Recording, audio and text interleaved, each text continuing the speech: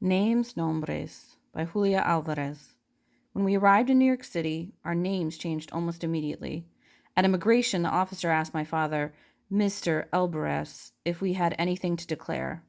My father shook his head no, and we were waved through. I was too afraid we wouldn't be let in if I corrected the man's pronunciation, but I said our name to myself, opening my mouth wide for the organ blast of the ah, trilling my tongue for the drum roll of the R. Alvarez. How could anyone get Alvarez out of that orchestra of sound? At the hotel, my mother was Mrs. Alvarez, and I was little girl, as in, hey, little girl, stop riding the elevator up and down. It's not a toy. When we moved into our new apartment building, the super called my father Mr. Alvarez, and the neighbors who became mother's friends pronounced her name Julia instead of Julia. I, her namesake, was known as Julieta at home, but at school I was Judy or Judith, and once an English teacher mistook me for Juliet. It took a while to get used to my new names. I wondered if I shouldn't correct my teachers and new friends, but my mother argued that it didn't matter. You know what your friend Shakespeare said, a rose by any other name would smell as sweet. My family had gotten into the habit of calling any literary figure my friend because I had begun to write poems and stories in English class. By the time I was in high school, I was a popular kid, and it showed in my name. Friends called me Jules or Hey Jude, and once a group of troublemaking friends my mother forbid me to hang out with called me Alcatraz. I was Julieta only to Mommy and Papi, and uncles and aunts who came over to eat sancocho on Sunday afternoons. Old world folk whom I just assumed would go back to where they came from and leave me to pursue whatever mischief I wanted to in America. Judy Alcatraz, the name on the wanted poster would read. Who would ever trace her to me? My older sister had the hardest time getting an American name for herself because Maurizia did not translate into English. Ironically, although she had the most foreign sounding name, she and I were the Americans in the family. We had been born in New York City when our parents had first tried immigration and then gone back home, too homesick to stay. My mother often told the story of how she had almost changed my sister's name in the hospital. After the delivery, Mommy and some other new mothers were cooing over their new baby sons and daughters and exchanging names and weights and delivery stories. My mother was embarrassed among the Sallys and Janes and Georges and Johns to reveal a rich, noisy name of Maurizia. So when her turn came to brag, she gave her baby's name as Maureen. Why'd you give her an Irish name with so many pretty Spanish names to choose from? One of the women asked her. My mother blushed and admitted her baby's real name to the group. Her mother-in-law had recently died, she apologized, and her husband had insisted that the first daughter be named after his mother, Moran. My mother thought it the ugliest name she had ever heard, and she talked my father into what she believed was an improvement, a combination of Moran and her own mother's name, Felicia. Her name is Mauritia, my mother said to the group. Why, that's a beautiful name, the new mothers cried. Mauritia, Mauritia. They cooed into the pink blanket. Mauritia it was when we returned to the States 11 years later. Sometimes American tongues found even that mispronunciation tough to say and called her Maria or Marcia or Maudie from her nickname Maury. I pitied her. What an awful name to have to transport across borders. My little sister Anna had the easiest time of all. She was plain Anne. That is, only her name was plain, for she turned out to be the pale, blonde American beauty in the family.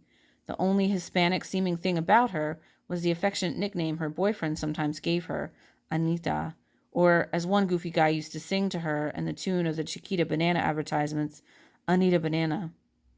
Later, during her college years in the late 60s, there was a push to pronounce third world names correctly. I remember calling her long distance at her group house and a roommate answering. Can I speak to Anna? I said, pronouncing her name the American way. Anna, the man's voice hesitated. Oh, you mean Anna. Our first few years in the States, though, ethnicity was not yet in. Those were the blonde, blue-eyed, bobby-socked years of junior high and high school before the 60s ushered in peasant blouses, hoop earrings, serapes. My initial desire to be known by my correct Dominican name faded. I just wanted to be Judy and merge with the Sallys and Janes in my class. But inevitably, my accent and coloring gave me away. So where are you from, Judy? New York, I told my classmates. After all, I had been blocks away at Columbia Presbyterian Hospital. I mean, originally. From the Caribbean, I answered vaguely, for if I specified, no one was quite sure what continent our island was on. Really? I've been to Bermuda. We went last April for spring vacation. I got the worst sunburn. So, are you from Puerto Rico? No, I shook my head. From the Dominican Republic. Where's that? South of Bermuda.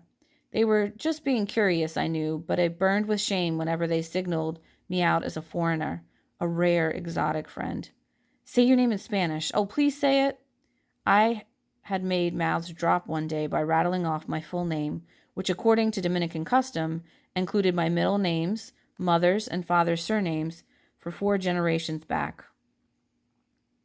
Julia Altagracia Maria Teresa Alvarez Tavares Pereyo Espaillat Julia Perez Rochet Gonzalez, I pronounced it slowly, a name as chaotic with sounds as Middle Eastern bazaar and a market day in a South American village. I suffered most whenever my extended family attended school occasions. For my graduation, they all came, the whole noisy, foreign-looking lot of old fat aunts in their dark mourning dresses and hairnets, uncles with full droopy mustaches and baby blue or salmon-colored suits and white pointy shoes and fedora hats, the many little cousins who snuck in without tickets. They sat in the first row in order to better understand the Americans' fast-spoken English, but how could they listen when they were constantly speaking among themselves in florid-sounding phrases, rococo consonants, rich, rhyming vowels, their loud voices carried?